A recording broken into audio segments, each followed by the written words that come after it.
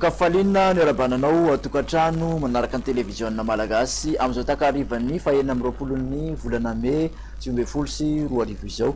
Indrindra moa fa ireo rehetrarehetra izay nahatratran'ity andro anio ity dia mirary soa sy fahombiazana be dia be ho antsika rehetrarehetra.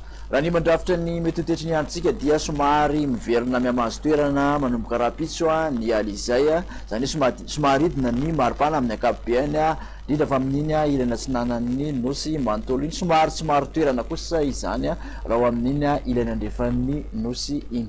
Raha ny toetrandrontsika ho an'ny rapitso maraina ary dia somary ahitana orana malefaka avokoa ny ilana tsinanan'ny nosy manontolo iny. Somary ahitana andrahoana kosa ny andro ary arahany herika raha ho an'ny faritra aloatra mangoro andrahoana ny ilana tsinanan'ny faritra ampovoantany raha tokoa ifandimby ny rahona simy masoandro ary amin'ny faritra sisa.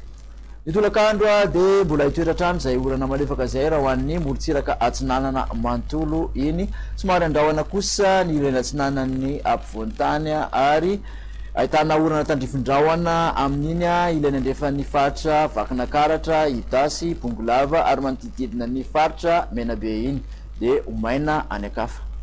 Manodididina ny 10 degré celsius maripana ambany indrindra vakinakaratra ary eo amin'ny 10 ka hatramin'ny 14 ho an'ny faritra ampovoantany fa eo amin'ny 12 ka hatramin'ny 20 kosa any amin'ny morotsiraka rehetrarehetra.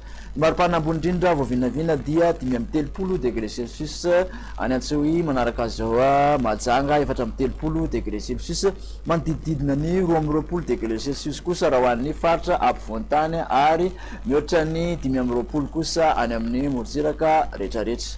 Raha mikasa ho any amin'ireo tanan-dehibe ivelan'ny Madagasikara ianao dia ahitana orana any Paris Milan, ahitana orana tandrifin-drahona ihany koa i Nairobi ary ankotroka izany raha ho an'ny Bangkok. Ifandimby kosa andrahoana sy masoandro raha ho an'ny Johannesburg. Mikasika ny toetry ny andro ho an'ny nosy manodidina ny Madagasikara indray dia anorana tandrifin-drahona i Maurice Seychelles somary andrahoana ny andro raha ho an'ny Comore, ibalika tanteraka kosa raha ho an'ny La Réunion.